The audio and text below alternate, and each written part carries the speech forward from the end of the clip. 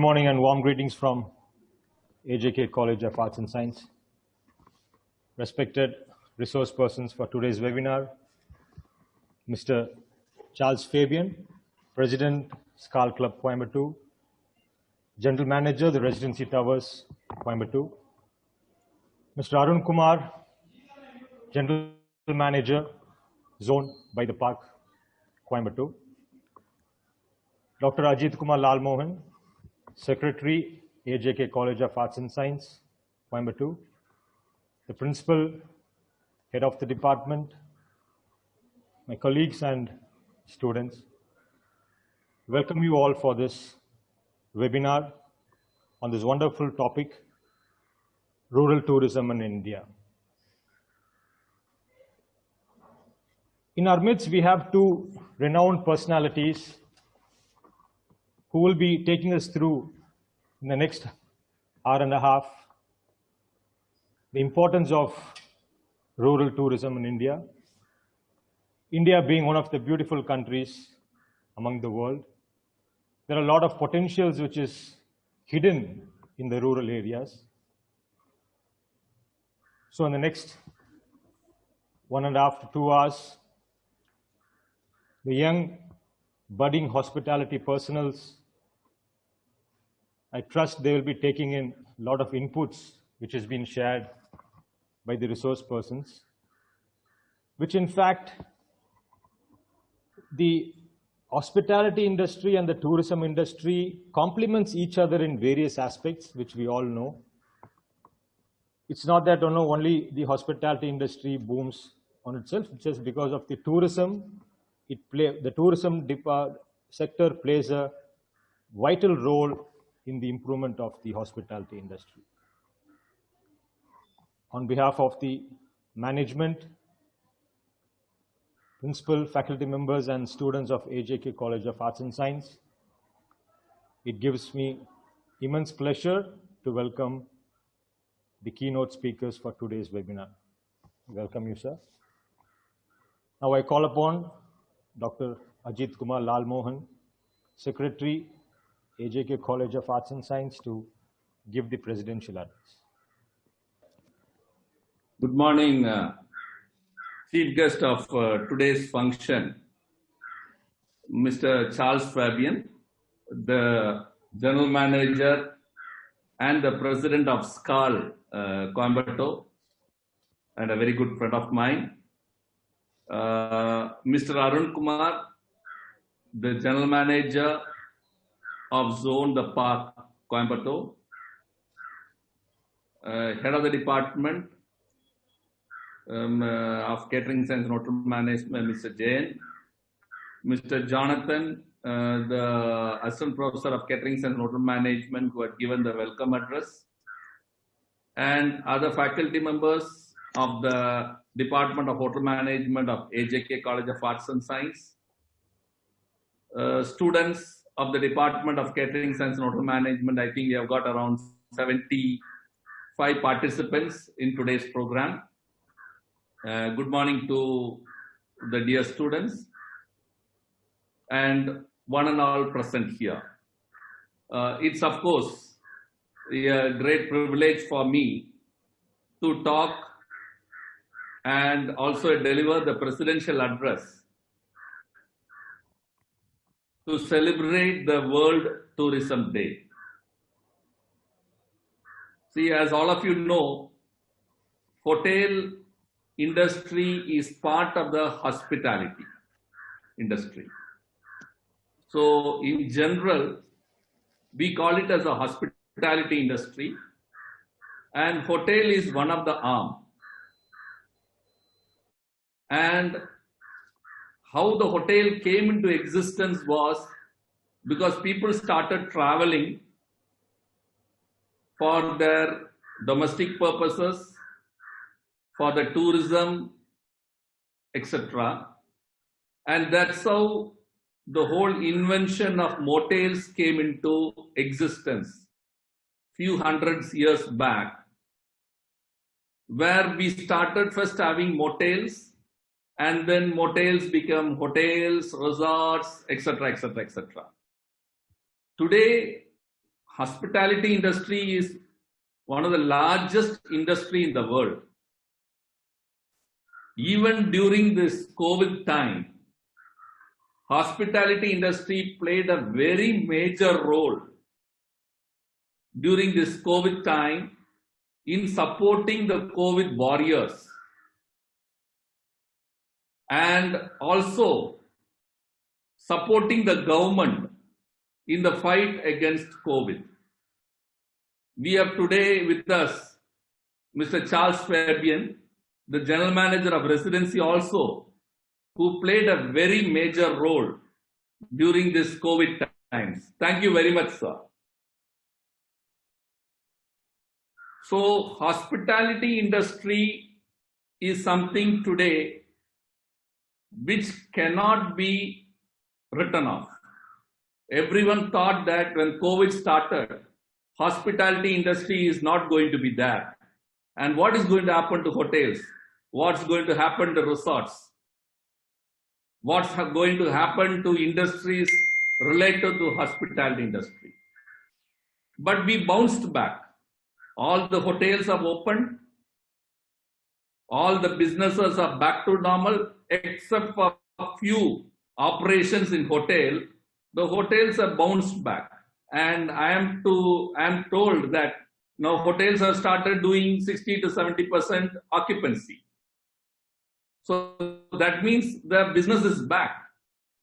And when the business is back, the good news for the students is that they are going to get jobs. So that's the good news. The good news is they will get jobs. IET is back. Training is back. Everything is back. So that's the good news for the students.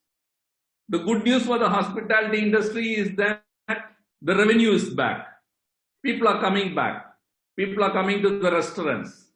Of course, there is a change in the working style. I think this also will slowly evolve in few months and years, and we will be back to normal. So, hospitality industry is something which has got a tremendous job opportunities. I keep telling everyone, whoever joins the hotel industry, is that you don't have to worry about food. The major reason why we go for job is so that we can eat 3 meals. That's the very purpose first. Then comes buying a house, buying a car, then comes everything. The first thing is you have to eat 3 times a day. So the basic necessity is met. I still remember when I was doing my IET in 1990 in Taj Coromandel. The IETs used to come morning 8 o'clock and we'll only go in the night. Even the hotel says go, we will not go. We will have breakfast there. We will have the morning tea, lunch, afternoon tea, and then the dinner. After dinner only we will go out of the hotel. So all the 3 meals are met. So we used to get a stipend of us, I remember 150 rupees per month. 150 rupees was my stipend, I still remember. I still have that pay slip with me. 150 rupees. That 150 rupees was not the money which we were looking at. We were looking at the experience, exposure, learning. It was not the money. The people who used to work for IETs, we used to only look at learning. Learning. Something which we have not learned in the college. Good practices in the industry. So, IET becomes industrial exposure training is one of the most important thing in a hotel management student's life. It may be tough.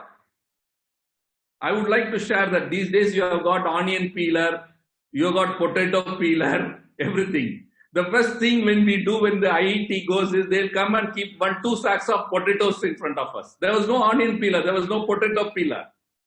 From morning till evening, we'll be only peeling potatoes, peeling onion. They'll come and keep 2 sacks of onion, they'll chop, because there was no chopping machine those days. There was no vegetable cutting machines. Everything was manual. So it was all a learning experience. Today you tell me to cut an onion. Even now I can cut an onion by closing my eyes. So this is what IET is. What you learn during industrial exposure training is one of the best things. I would have done my IET 25 years back. But still I remember Chef Anand Reddy, who was my executive chef. Still I remember my general manager, Manik Patel, who used to be the general manager. Still I remember my training manager, Mr. Murali Krishna. Still I remember. That was the involvement we had. 16 hours, 18 hours. We used to sleep in hotels. I remember I have not gone home during the peak hours. We never go home. We stay in the hotel. Uniform is given by the hotel. Food is given by the hotel. Then why do you want to go home? For what? Only when you go home, expense is there. Bus expense, that expense, this expense. Stay in the hotel. Zero expense. No need of IET money. I am telling you, I did that. I stayed in the hotel for 2 weeks. Good food. Morning, good food. Afternoon, non-vegetarian. Night, good food. Midnight, one food. What else do you want? What else do you want then? So, learning is very, very important, my dear students. Only if you learn to do hard work, you will be able to succeed in this industry. There are general managers today who joined as stewards, and today they are general managers. Yes, sir is raising his hand. This is the type of industry where only a steward can become a general manager. No other industry. Can a Jawan become a general? No. A Jawan will retire only as a captain, however hard he works. Can a nurse become a doctor? No. However she is good, she will retire as a nurse. But in this industry, if you are able to perform, if you are hardworking, you have good personal relationship with the guests, you are honest, you have innovation, sky is the limit. I can see, I have not met the general manager of Park. I can see him, he's a very young man. Looks like a young man. So, how does a young man become a general manager? I think he will not be more than 35 years, I'm sure. How did he become the general manager at the age of 35? It could have been only due to his hard work and his perseverance in working in this industry. So, my dear students, even though this is a World Tourism Day, it's very important that you make up your mind that you are going to work very hard in this industry. Job is not a problem, my dear students. Don't think that job is not at all a problem. Getting a job is not a problem. Today, you know, I was just telling that day when I was meeting a friend. Today, a paratha master earns 1,500 rupees per day. Ordinary paratha master, you just go to your shop and ask how much a paratha master makes in a day. 1,500 rupees in Coimbatore. What is the money? 45,000 rupees per month. What does he know? Just to make a dough, a good paratha dough, and to make a good kurma. That's all. That's all. Morning he'll come 10 o'clock, make paratha. Afternoon he'll go, evening he'll come, he'll get 1,500 rupees in the evening. You tell me which job you will get 1,500 rupees. Skilled labor. So what I'm trying to tell is, learning skills is very, very important. The more skills you have, the more you are in demand. Education is only BSc Hotel Management and Catering Science is only a basic degree. That will not get you a job. That will not get you a job. You will get a job if you have got skills in you. Develop one skill. Develop one skill. I am not telling that develop all the skills. You like bartending, develop in bartending. You want to go in service, develop your skills in service. You want to go in food production, select a particular cuisine. Don't select one particular cuisine. If you want to be in bakery and confectionery, select and work only in bakery and confectionery. You want to be working in housekeeping, select the skill. You want to be in front office, select the skill. Skills are the best thing in this industry. I don't want to take too much of your time because there are two great stalwarts here to talk to you all. I'm very happy that the general manager of the residency and the general manager of the zone park has given their valuable time to talk to our students, to share their experiences. You know, the World Tourism Day started in 1970. It was basically to observe and to propagate tourism. The United Nations has accepted this date, and every year we celebrate this as a World Tourism Day. You know that even this year we didn't do. Last year we did a Idli Day. There's an Idli Day, and we did it in Coimbatore. And I was astonished. More than 150 more varieties of idlis was prepared. We had a competition. And I think Chef Ashok was one of the guests, was one of the, judges. He was taken back. Women bringing more than 150 varieties of idli. What's this? So this is innovation. This is innovation. Skills, making different types of idlis. Yes. Why not? So, my dear students, concentrate on developing your skills. And one more most important thing is, don't forget your communication. Don't think that you are in kitchen, you don't have to talk. Those days have gone.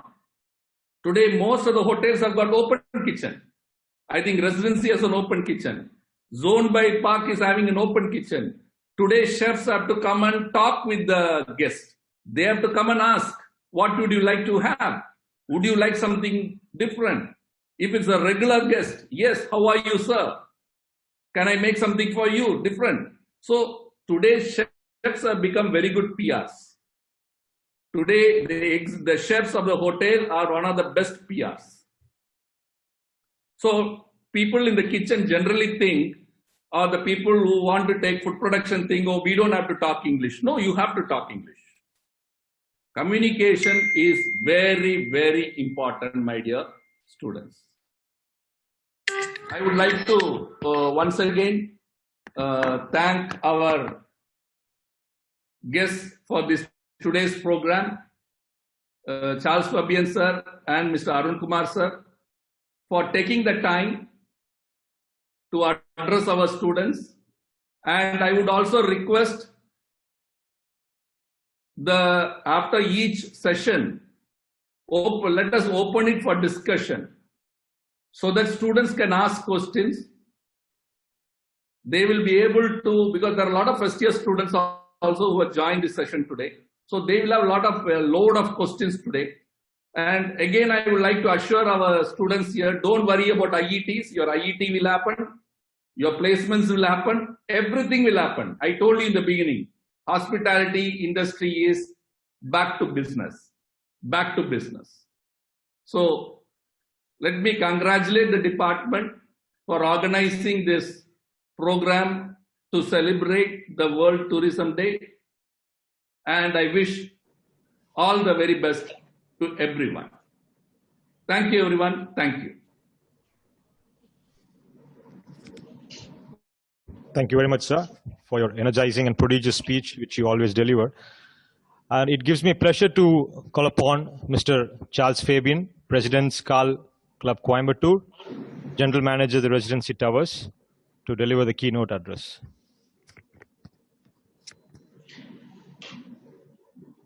Respected Dr. Ajeet, it was a fantastic presidential note, very encouraging to hear some flashback. And I think I must add a little more to that also, because I was also in the same period. And a respected friend of mine is also the secretary of the SKAL Club of Coimbatore, Mr. Arun Kumar. Very nice to share the virtual dais with you without rubbing our shoulders. And thank you very much, Jayan, for all the follow-ups that you did. And of course, Jonathan, we have met, but not during this. And to all the students, I think there are around very close to 100, about 80 odd. A very good morning to all of you. It gives me immense pleasure, honor, and a privilege to address all of you today, and a belated World Tourism Day to all of you.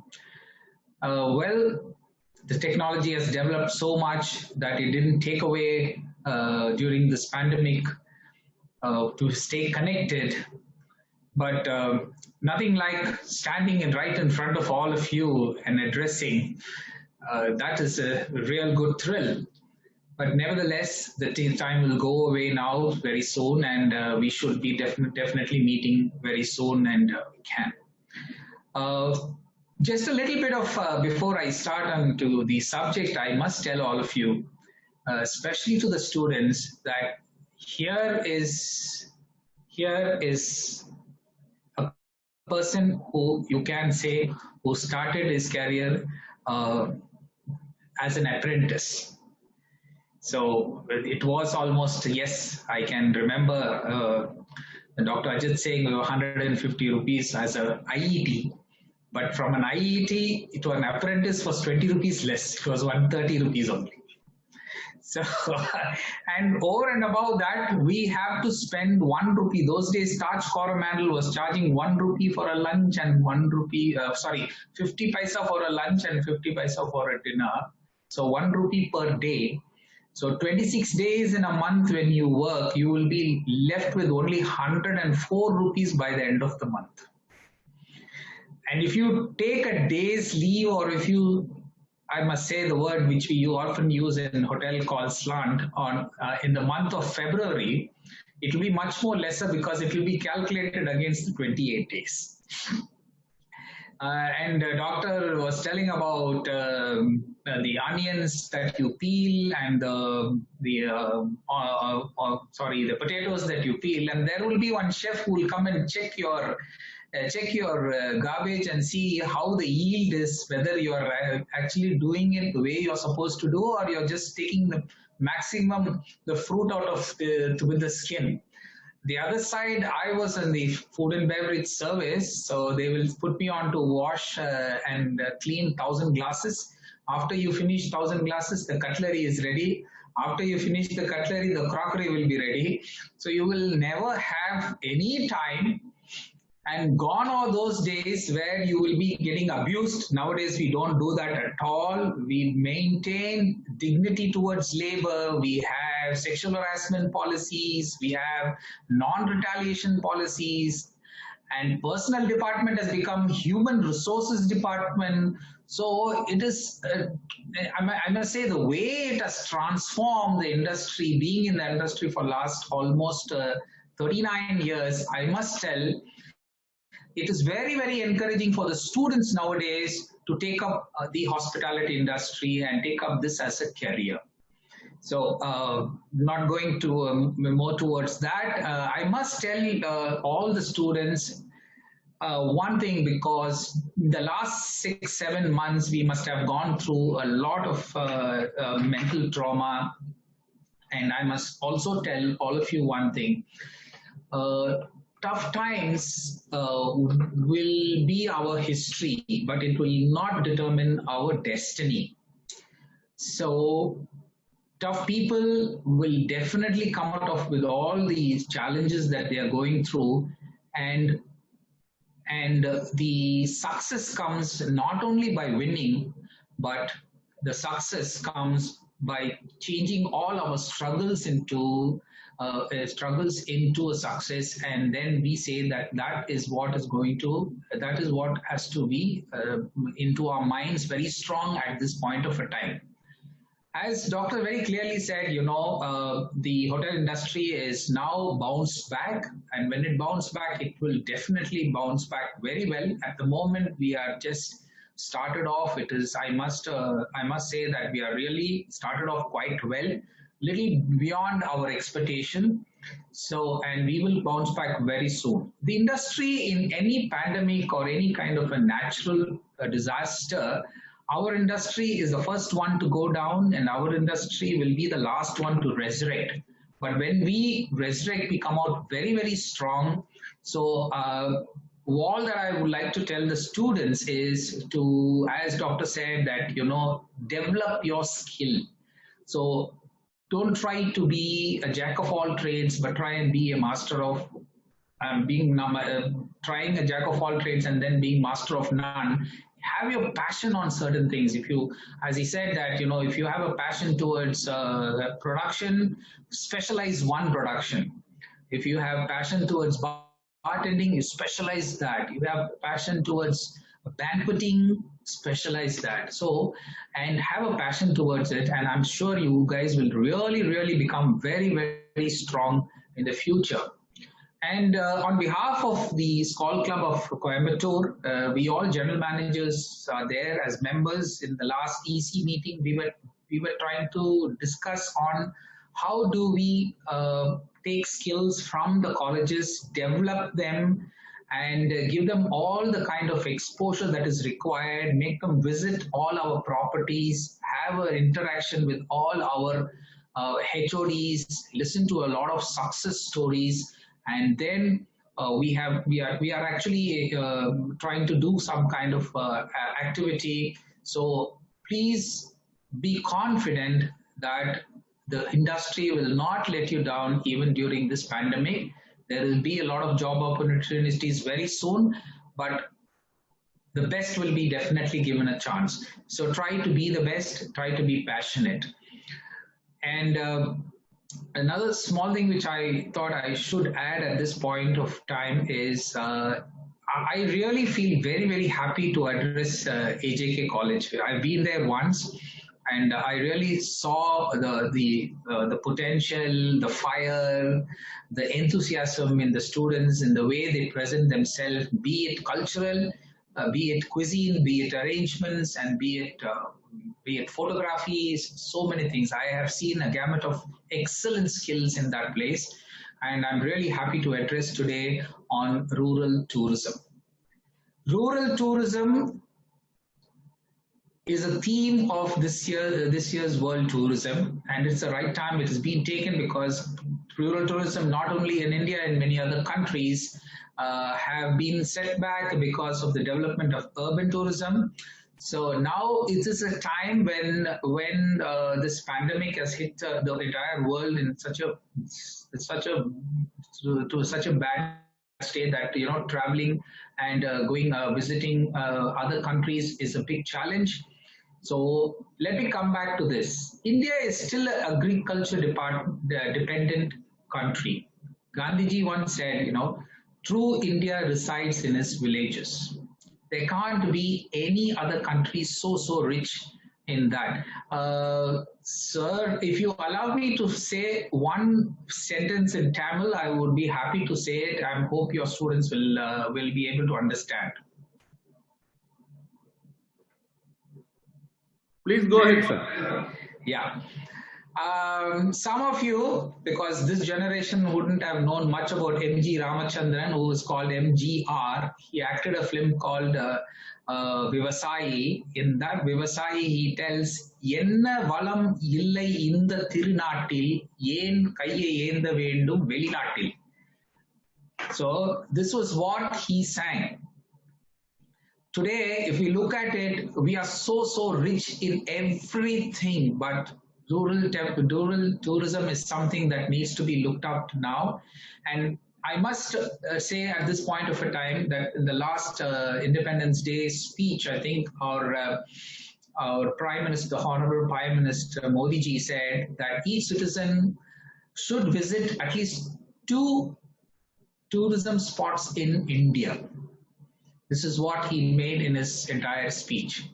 India bears a massive potential of tourism in rural India. 70% of the populations live in these areas and are solely dependent on agriculture or small-scale industry.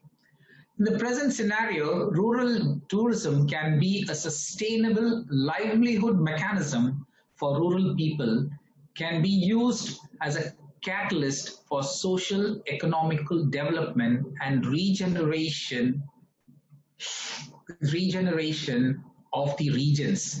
We can support our environment in the process of prevention and conservation of natural resources, thereby protecting the rich flora and fauna of our country. Through rural tourism, rural development has become the new limelight in the recent past because of the increasing connectivity and decreasing the rural-urban distance. The connectivity, what we talk about, it's now the highways that has been said and the ring roads that has been said. The time limitation is now reduced for us to travel from one place to another.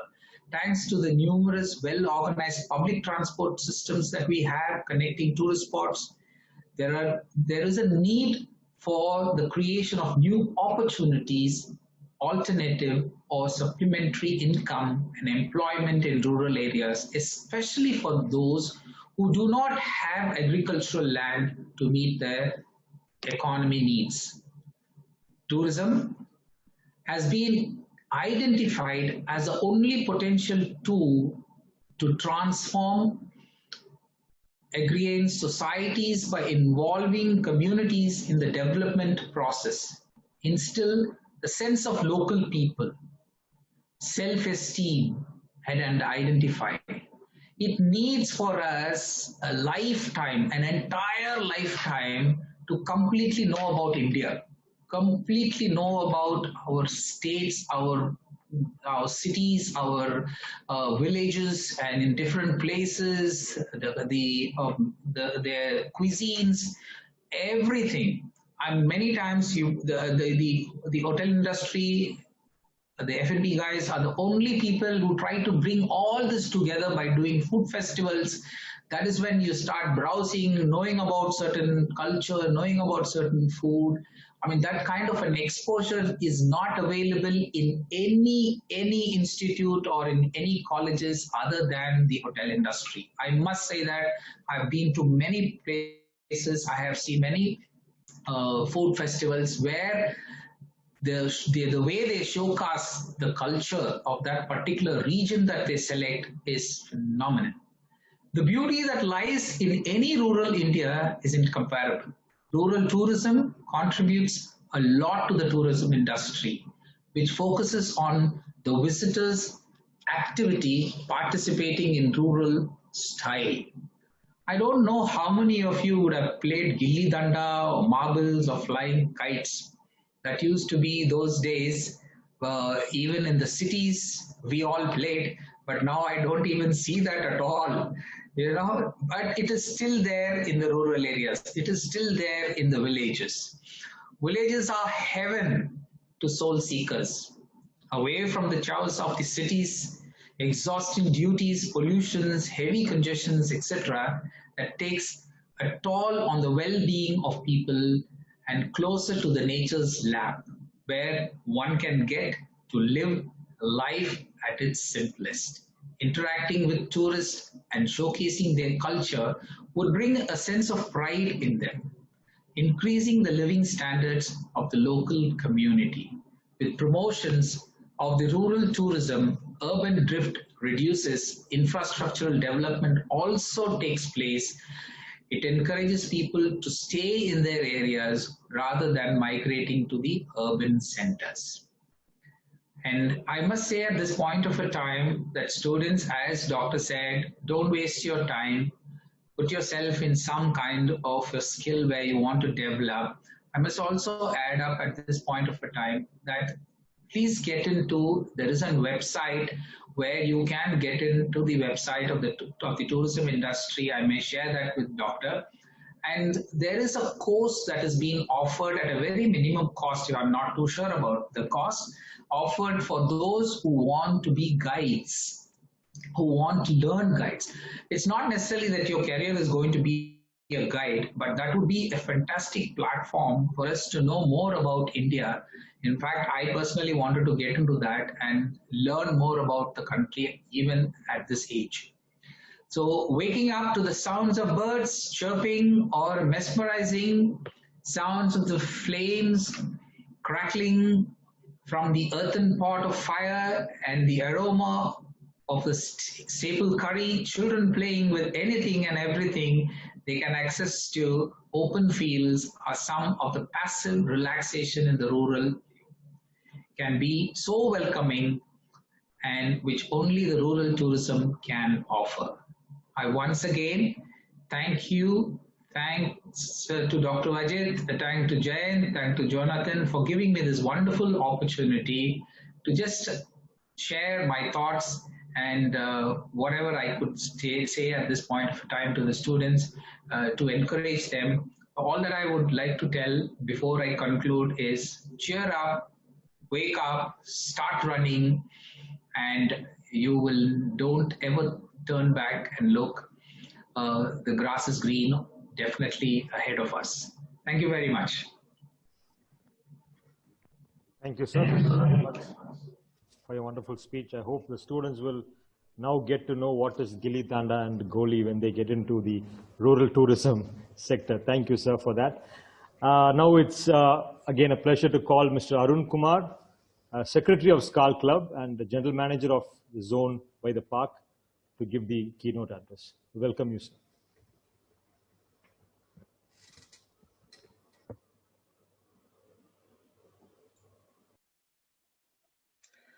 Morning, Dr. Ajeet. Morning, President Charles. Morning, Jonathan. Good morning, sir. Good morning, good morning. Sorry, my video had some issues, so I'm connecting from two mobile. I'm on a mobile and a laptop. So thank you so much for the opportunity.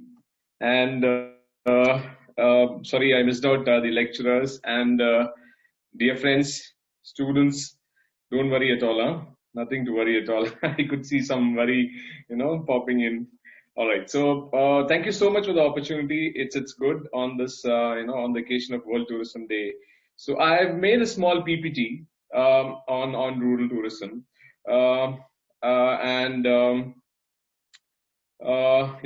by the end of this presentation, I think some of your worries will get eroded. Okay, hopefully.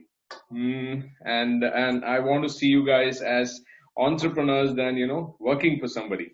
So this is what this PPT might do to some of you, and I hope it happens. All right. So I'm going to share my screen.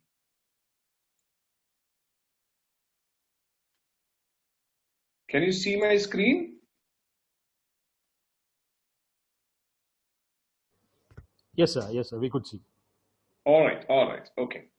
So we're going to speak about rural tourism. All right. Now, going into rural tourism, can anyone tell me in India which is the state that the tourist has visited the maximum? So it is none other than our state, the Tamil Nadu. Okay, as per the 2018 figures, okay, 2019 figures due to the COVID and all, mostly it's not come out. And Tamil Nadu was the state which got the highest domestic tourism inflow. Now going into foreigners, okay, where do foreigners visit most in India? Yes, it's Delhi, Mumbai, and third is Chennai. Okay. Now, in the world ranking, Delhi is ranked 28th by number of foreign tourists, and Chennai is ranked at 43. And if we take this rural tourism ahead and we start contributing to this in a major way, you will see Chennai ramping up and India ramping up in a major way. So that's the potential of rural tourism. Now, if you broadly, bifurcate tourism, you can see three major segments that we work in: is domestic tourism, inbound tourism, and outbound tourism. Now, what's going to happen here is, due to the COVID scenario, inbound tourism and outbound tourism is going to take a hit. Not many people are going to travel by airline. Okay, nobody's going to take flights. Most of them are going to stick to their own cars, safety of their own cars. All right. So what is going to improve here? We will see this domestic tourism increasing. So already we are the leaders. Tamil Nadu is the leaders in domestic tourism, and we have a lot of scope to scale it up further. This is a small statistics I picked up. Number of foreign tourist arrival in India is around 10.56 million. And see the domestic tourist visits to the states. See the potential of domestic tourists. And this is hardly anything. And then as President Charles had quoted, what Prime Minister Modi had said, that, we should visit minimum two domestic tourist places in a year and see the potential of increasing this up. The amount of foreign exchange that India earns from tourism is around close to 2 lakh crore rupees. It's a huge amount. Now, but when you compare to the world position, India is way, way behind in tourism. The share of international tourism receipts is only close to 2%. And, India's rank in the world tourism receipt is the 13th. So there's a lot of scope for improvement for here. So what is tourism about? So tourism is a socio-economic activity with the competence of creating large-scale employment without compromising on the environment and ecology of the destination. We always look at ecotourism, sustainability. This is what our motto is nowadays. India's rich culture and heritage remains unparalleled, and the country's unity in diversity is still looked by the entire world.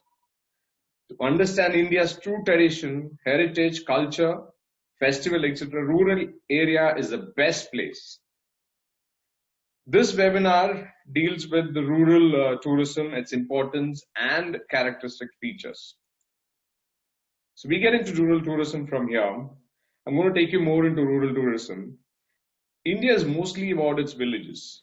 It comes from the fact that almost 70% of the population live in rural country. So this is the strength of rural tourism. 70% of our population is from rural India.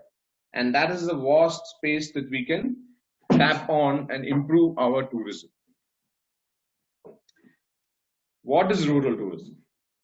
So according to the Ministry of Tourism, rural tourism is any form of tourism that showcases the rural life, art, culture and heritage and rural locations, thereby benefiting the local community economically and socially, as well as enabling interaction between the tourists and the locals for a more enriching tourism experience. So these are some glimpses of the tourism, rural tourism that happens in India. Ministry of Tourism in India has laid a great deal of emphasis on the development of such rural tourism sites. These sites boast of rich art, culture, handloom, heritage and crafts. These villages are affluent in both natural beauty and cultural splendor.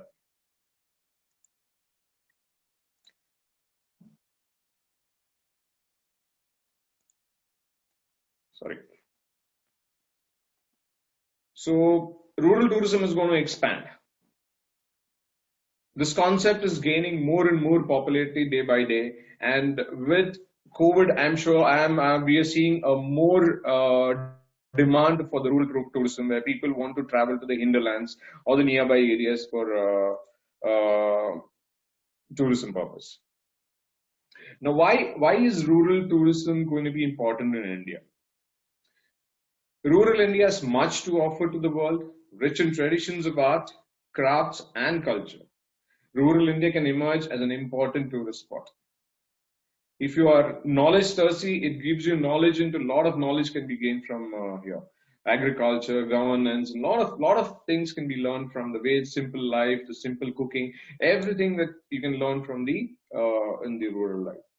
Our culture is also so varied and vibrant that whole lifetime is not enough. It's too short to explore it completely. Rural tourism can give you a great deal of exposure to different cultures that breathe in the interiors of India. All the art and craft enthusiasts can quench their craving.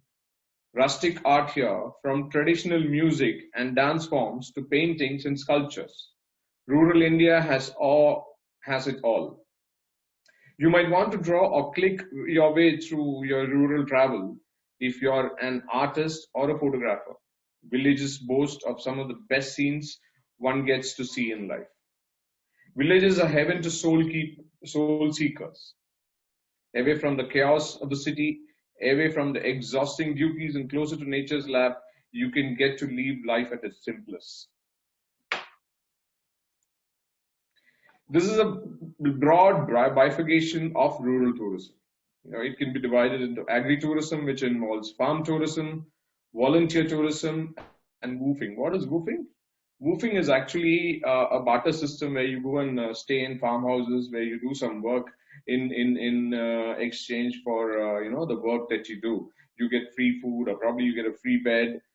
It's an exchange. It's not caught up much in India, but it's very popular abroad, especially in the West and the Europe. Events and festivals is major attraction for all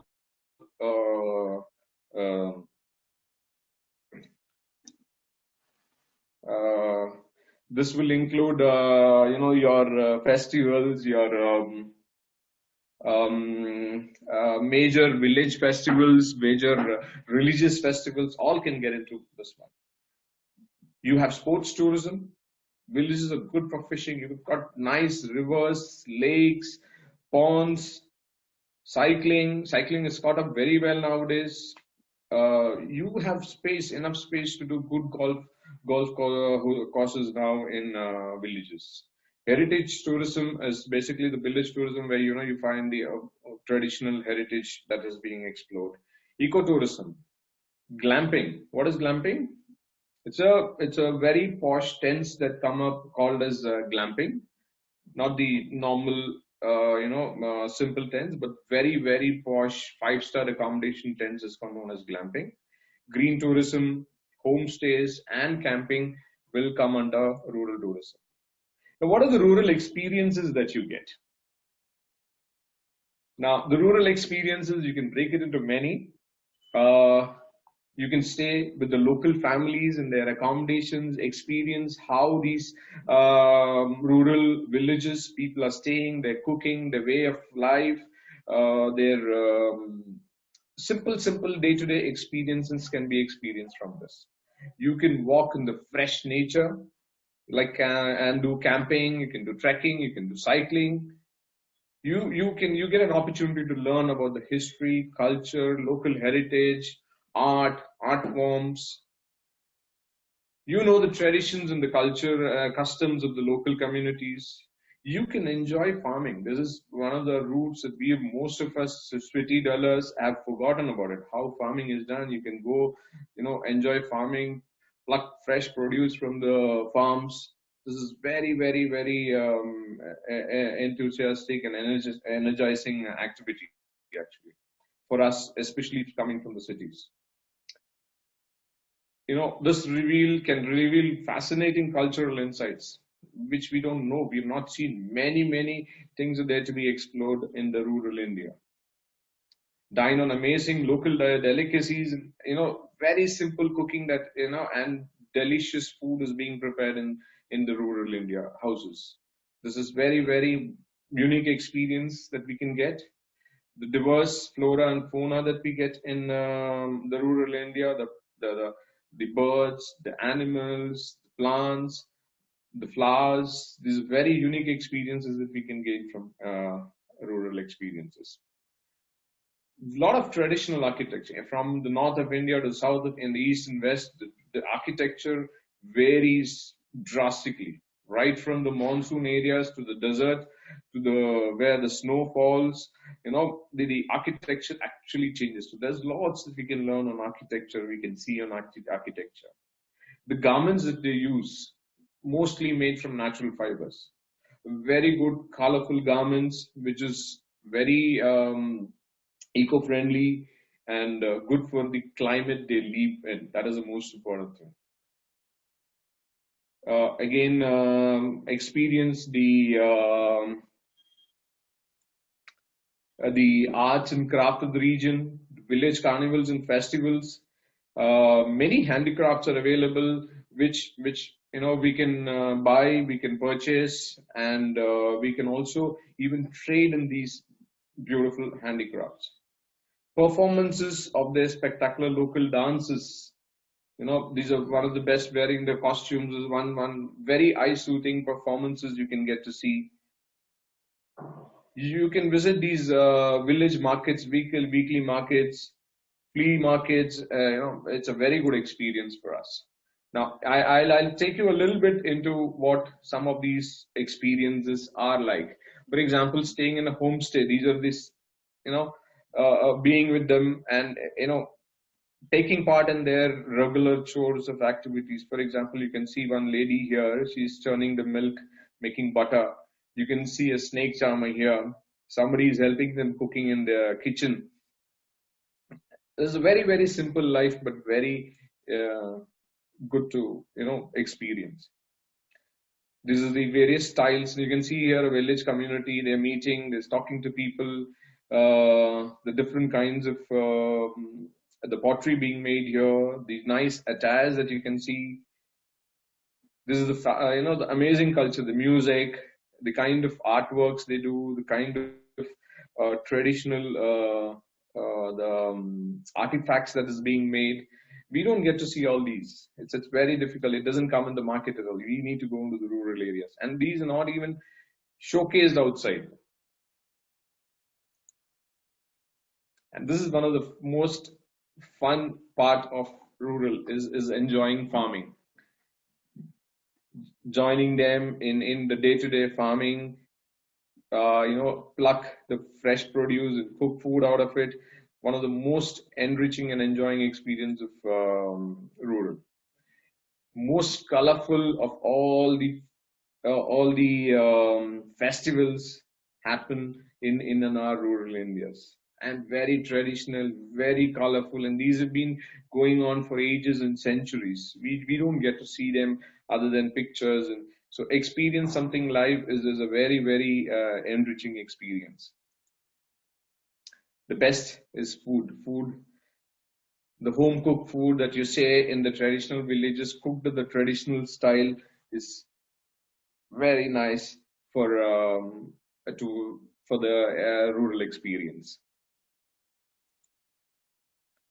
These are some of the handicrafts they do. These also have been transferred to them from generations on generations. Now, most of these art forms are dying because there is no demand for them. There are the youngsters in the family don't want to go into this because there is no future for them in these, carrying forward. So, I know of many of these very unique art forms. For example, something called Arun Kannadi, which is there in Kerala, which is a metal mirror. Only a couple of families know about this, and slowly it is dying out because there is the future generations or the current generations are not willing to carry this forward. So similarly, in your own regions, if you look at, there'll be a lot of traditional art forms, or a lot of arts which is dying out due to there is no demand. Nobody wants it. There is no monetary benefits, and there is no future for these kind of traditional art forms. So this is where our rural tourism can help it.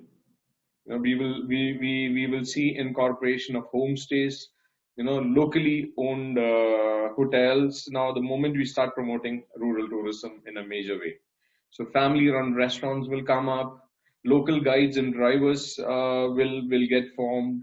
This will ensure that a lot of money that is spent in the rural area, and that will go directly into the development of the rural community or the local community itself. This will support local craftsmen by helping in showcasing their showcase and sell their produce. Also assist local people in the marketing of their traditional crafts to Indian and foreign tourists, keeping traditions alive. A traditional artisan known for weaving India's finest textiles. We can visit one of these artisans. We can buy these products. We can sell these products.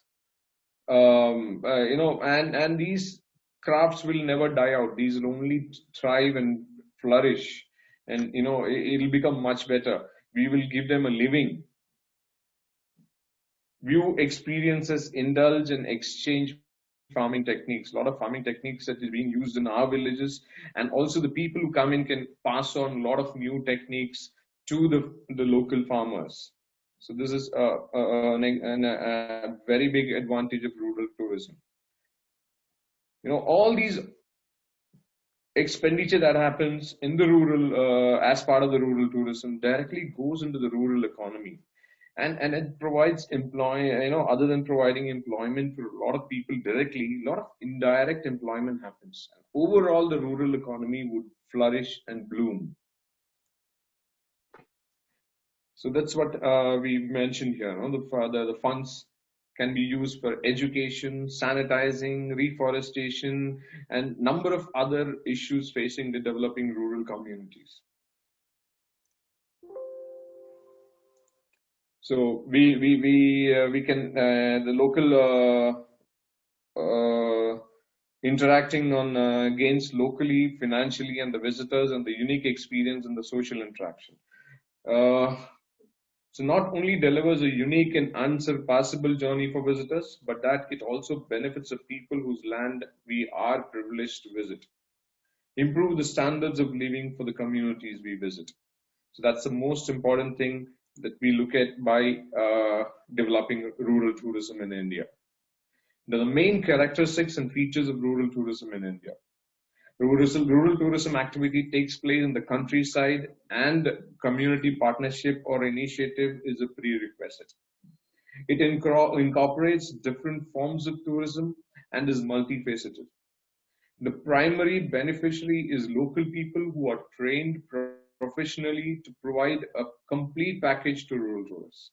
Rural tourism focus must be on something to see, something to do, and something to buy. Tour to produce production center, like we should organize tours to production where you've got orchards, facilities like gram panchayat, schools, village river, tube wells, different the old banyan trees in the place, old religious places. There might be small museums. These are all the areas where we can organize tours as part of a rural tourism. The architecture of the village is promoted by locally providing accommodation, and food should be served. Focus on accommodation that should be clean, pest controlled, and hygienic. Tourism shopping centers can be open so the tourists can purchase local produce like food, tea, honey, fruits, painted pottery, carpets, traditionally embroideries, traditional dresses. Locally available traditional transportation is used like tractors, bicycle, bullock carts, etc., which also gives a lot of livelihood for the local people. Family and village games like gilli danda, kabaddi, kusti, all these, and evening entertainment can be organized with a campfire. There could be a rural folk dance, local storytelling, folk songs. Thereby, all the we can showcase the rural culture. Rural tourists should be educated to act responsibly and should respect the human and natural heritage of the community. Tourists should be sensitized towards cultural values, social norms, and traditions. These are the prerequisites of a rural tourism. Now, why I'm talking about this is when we'll come into this place. Now, this is where I told you, how we can contribute towards rural tourism in India. So, with the COVID, the hospitality industry has been hit. A lot of people have been deprived of their jobs, and a lot of people are, who are budding hoteliers, not able to get jobs. So this is one area where we can utilize, and we can get into start becoming an entrepreneur. So what can we do to sustain ourselves as well as the rural tourism? So this is the broader. I will take it in two slides. So one is like, what are the basic things that comes to people normally talk about in rural tourism? So they talk about rural tourism as a discomfort. It is not, it is not as polished as the hospital, the 5-star and the 3-star and 4-star hotels that you see. So how can you get rid of this discomfort? So we need to ensure that safe travel for individuals and groups. Villages should be hospitable, safe, and warm. We should avoid all the dangers for these travelers, and that will remove the stigma. We need to conduct hygiene and sanitation training for locals and transform the villages into cleaner places to serve the purpose of tourism. Now, this is very important for the development of a rural tourism. Rural tourism is very unsafe. This is one thing which I come to hear about many places. So we need to work on providing safe tourism into the rural areas. We need to have proper signboards. We need to have proper warning signboards. We need to involve the local authorities. We need to keep miscreants at bay. We need to ensure that there is a safe. Anybody comes in, whether it is a single person, whether it is a group, whether it's a couple traveling on a honeymoon, they need to feel safe. So this is one major area that we need to work on to improve our rural tourism. The rural food and water. People say, you have the water, immediately you get a diarrhea, or you fall sick. So we need to find ways to give safe, clean water and good homegrown hygienic food. This is the few major hindrances for improving our rural tourism. Now, as youngsters, like we said, almost 70% of us are from the villages. Now, what can we do as youngsters, as hospitality professionals? What can we do to start our own rural tourism in our own villages? Tomorrow, each of you can become the hero of your village by starting something like this. I can give you some broader points and we can brainstorm on this. Dr. Ajeet and Dr. Charles, President Charles would definitely come out with a lot of points regarding this. And this is what I want you all to ponder on. Don't wait for, an opportunity to be given by somebody to work for somebody. You can start something on your own. Start a small homestay in your village. Get people in your village. Accumulate people in your village. Go back to your villages. Don't wait for a job. Jobs are scarce. Start something, become an entrepreneur. All right. So what can you do to start a rural tourism on your own? You can develop your village as a rural tourist village. So what you need to do? I have enlisted few points here. This is just a starting. This is just to put some light onto you all. Okay. And then there are lots of ways to fund it. There are lots of ways to get it done. So first and foremost, you need to go back to your villages. You need to educate your villages about hospitality and rural tourism. You all have learned hospitality. You know what hospitality is. You can easily educate your villages, gather a group of people, sell the idea of rural tourism to them. Promote the idea in your respective villages. Form village committees. Brainstorm with these committees and develop plans for tourism. Coach people, take people, tell them what is a homestay about. How do you need to do, things in a stone? What is it that you need to arrange in a homestay? What is required for the homestay? What are the permissions required? What is the hygiene sanitizing required? What are the basic things required in a homestay? Organize it. Create small homestays. Develop infrastructure. You need to have a little bit better roads, better infrastructure, better lighting. So, you need to liaise with the governing local body, use your panchayat, bring in some sort of infrastructure. Most of the villages are very well done nowadays. The infrastructure is very good. The ones which are not, this is something which we need to look at. You need to identify attractive spots in your village. Find out which can attract people, which can attract tourists. So develop those areas. What are the USPs of your village? Ponder on that. You've got a nice pond, you got a nice lake, you got a nice bird watching forest, you got a nice activity. You've got to create something like a farming activity, create something on the lines of the festivals that happen. So what is that can be used as the USP of the village to attract tourists? You start on Swachh Bharat and cleanliness drives. So your village should be neat and clean. Develop and train people as guides and drivers. Once you train people awareness goes up, they will all look forward to these tourists to come in. And automatically people will get groomed, because tourists come in, money comes in, the standard of living of the village goes up. Create venues to showcase the village strength. You can create small markets. Create nice workshops where you can come and make handicrafts and also showcase it and also buy it. So it is a way of experiencing as well as doing it. So you try to make them and then you sell the product also. You need to get into some kind of online marketing. Is very cheap nowadays. Anybody, you can use just a mobile also. You can start using online marketing. Use the online marketing to showcase and increase the footfalls. Now, there are a lot of grants government does. Government has got a lot of funds, allocated a lot of funds.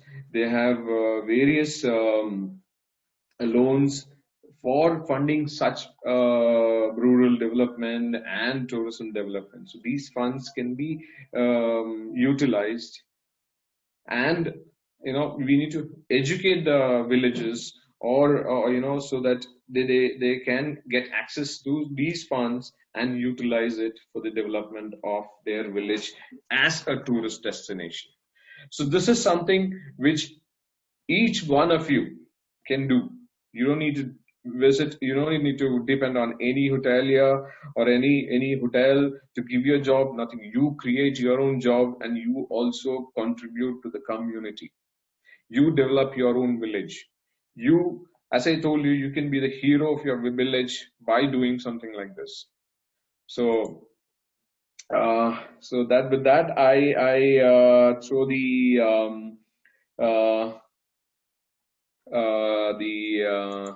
screen. The open to our respected panelists. So this is something which I wanted to share with all of you. In this tourism day, let us try and get back to our villages, give back to our villages, start a rural tourism initiative in our village. With the support of your village, contribute to the village as well as to the India, and we can tomorrow rule the entire tourism industry. Thank you so much. Any questions? I can take it forward. Thank you, Mr. Arun, for putting it beautifully on a PPT. And you just brought us the rural tourism in front of us. And I trust the students who are listening and who have, will take it seriously. And as you said, they all become an entrepreneur in the future. Thank you, sir. The students, you can post the questions in the Q&A box, which is found in the bottom of your screen. If you would like to ask any queries to Mr. Arun Kumar, you can just use the Q&A box. I believe there is a question already. Sir, can I read it out for you, sir? Yeah, I'm going through that. all right. See, the advantages in this world, everything has got an advantage and a disadvantage. So now tourism needs to be developed in an eco-friendly manner. So there are a lot of do's and don'ts which we need to follow. So tourism should not, be a hindrance to the ecology. You should not spoil it. It should be an ongoing process. There should be a balance with the ecology as well as the tourism that you do. It should go hand in hand. So it can never, the development should never ever affect the ecology or of the place. Yeah.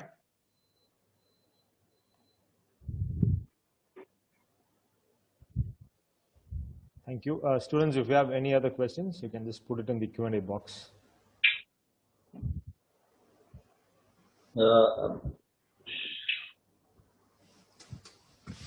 Yes, sir. Yes, please go ahead. I'm Jain, Mr. Arun. Jain. Yeah, I have a question. Like as you said, like the perception of India, especially perception about India in the Western world and the so-called developed world is pretty bad. As you said, like the hygiene factor, the sanitation facilities, and obviously in many unsafety, beyond everything safety. Like the government bodies or the public or as we people like hoteliers or whoever it is, like what kind of steps can be taken to change this perception? The initial steps. I'm sorry, I didn't get your last part. What are the kind of steps to be taken by the concerned authorities to change this perception?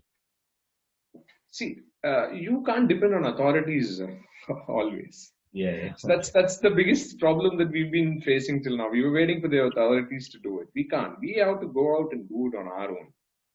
We can take the help from authorities. All right. So now the government is given, like for example, in terms of sanitizing, the government is given free toilets to all. Now, it's up to us to go and get it installed. Government is not going to come behind you and stand behind you unless and until you approach. It is all there. We need to have the willpower to do it and get it done. That's more important. So there is the authorities. Authorities are there to help you. But finally, it is our responsibility and we have to get it done.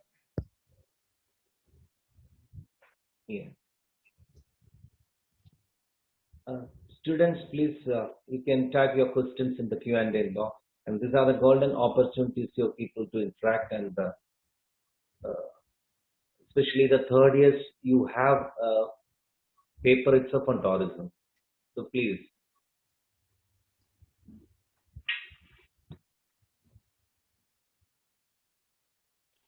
I think there's another question.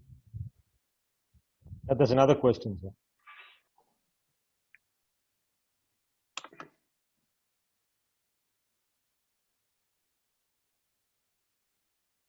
So this is what I told you. COVID has created a fear, correct? But it is more to do with public transport. But if I have a private car of my own, I wouldn't mind traveling to nearby places. For example, from here, I can travel to Pollachi, I can travel to Salem, I can travel to Ooty, I can travel to Kodaikanal. So that is definitely going to increase. That is where the rural tourism is going to play. So COVID will take almost about a year or two to get, completely, go out of our system. But tourism is not going to stop. You cannot stop tourism. People cannot sit at home. They have to travel. We have to travel. They have to de-stress. And rural tourism would be one of the best ways to counter this COVID. You don't need to travel in exit flights. Take a car, drive, whether it's a day travel, whether it's 2 days travel or a weekend travel. Go to the next village where you've got to getting So COVID is never a problem for rural travel.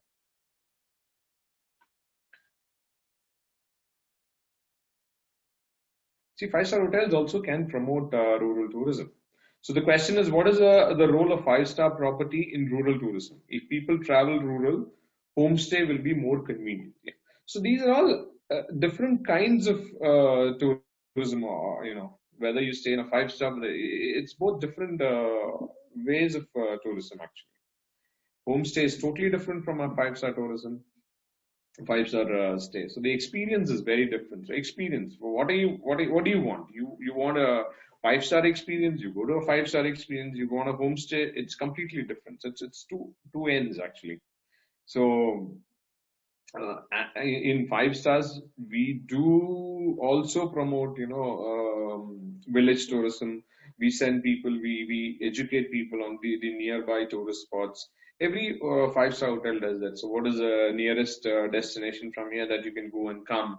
Where can we sell experiences. So village tourism is also sold by 5-star hotels as an experience.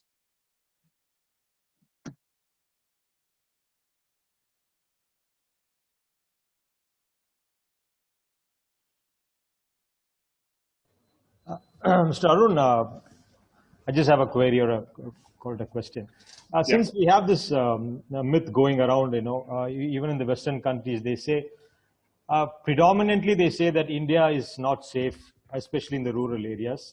We have seen it in your PPT being that, the theft and the whatever things which we have read in the past in the papers.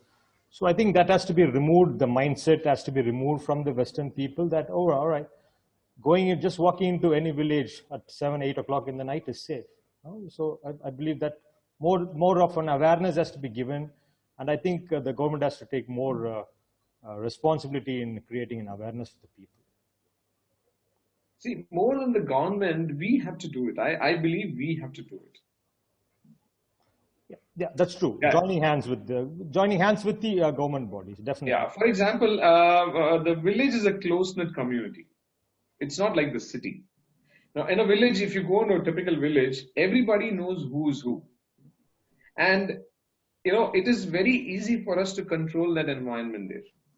We know who's a miscreant, who's not, who's an unwanted element and who's the wanted element. We can easily use the government agencies, the police, everybody to ensure there's a safe place there. Now, it is up to us to do it.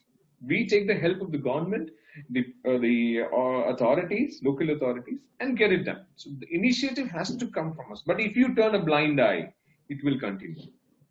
So somebody is creating a problem and you turn a blind eye and leave that place, it is not going to improve. So government cannot do policing and get this rectified. Each of us has to take this and get it. I think President Charles had something to say. President? Yes, sorry, there was a technical issue and I got cut off and then I came in. So sorry for a little while.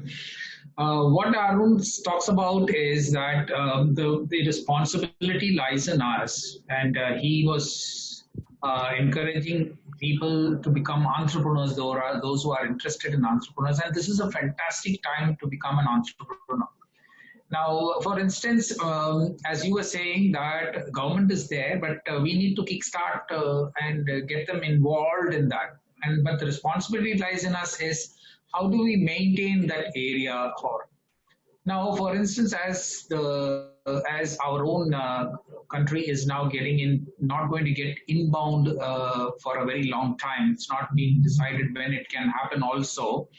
The entire country, as far as tourism is concerned, they are going to focus on domestic tourism. Now, when it comes to domestic tourism, there are a lot of clubs, there are a lot of social clubs, NGOs. All of them are now going to involve themselves in developing rural tourism or taking over. Let me put it this way: they're going to completely sponsor or take over a village. So if someone is going to take over a village like this, and if that village belongs to a guy who is from the hospitality industry, he would be the star. Because no one else other than him will know the need of the tourist.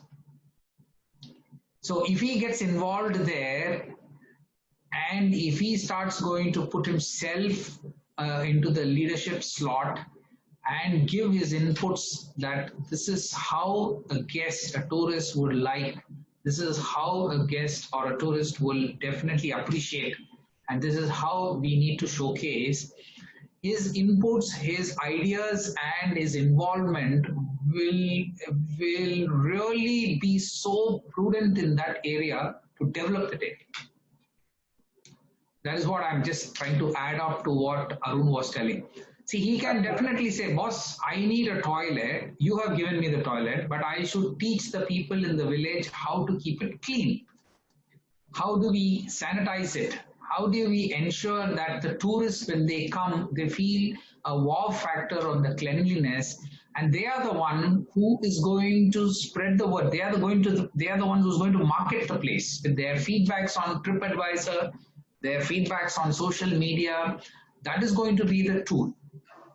So it's just none other than the professionals from the hospitality industry can develop the entire rural development or a village in a software manner more than the hardware. Hardware will always be given by the government. Government will be willing to do that. If people are going to get into it, you can also be there and say, gentlemen, I need this kind of a toilet, I need this.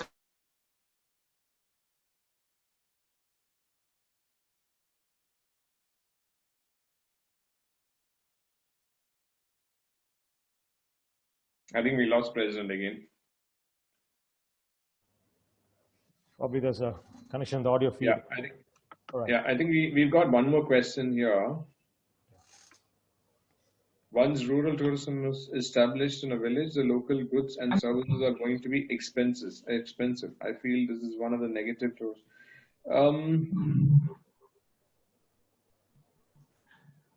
See, there is always a chance of this, but we can always look at in a positive way is we can get a fair price for our produce. So now if there is no consumers, what will happen? They don't make it at all. But tomorrow, if you have a lot of consumers, they will make more products. There will be more competition in the market. More and more people will come into it. So I believe is that you will get a fair price for your product. It might become expensive, but when it becomes expensive, there is more and more people coming into it. So supposing I'm producing an artifact at X amount of rupees and somebody sees more value in it, he will also come into it. So these are all, we should look at, getting a fair price for all the products. That's the main thing.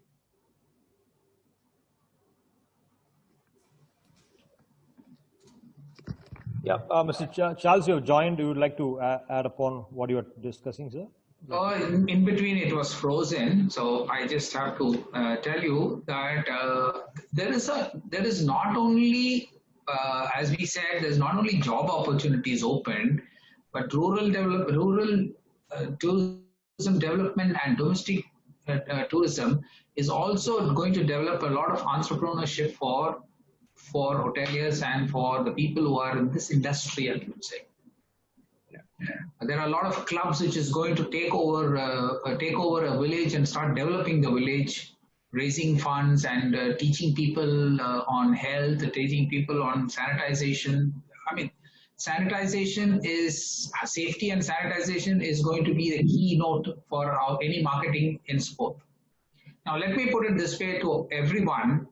Before 2611, or before even, let's say, what happened 2008 December, there was many hotels did not have a baggage check. We never used to check our metal detector. We never had a detector. It only one or two brands for the sake of brand image they had it. They did not have it for the sake of safety or security. They just had it because it is a brand, what do you call? Now every hotel has it because it is an eye-opener. And after that, even though years have passed, it has become a practice. So now whatever we are doing, hand sanitization, wearing a mask, checking temperature, there may be many protocols that we follow over a period. That is going to be a continuous process, or someone will definitely look into how we can adapt this as a practice, regular practice. So there's a change. So we need to get to self-adapt to these changes is what I'm saying.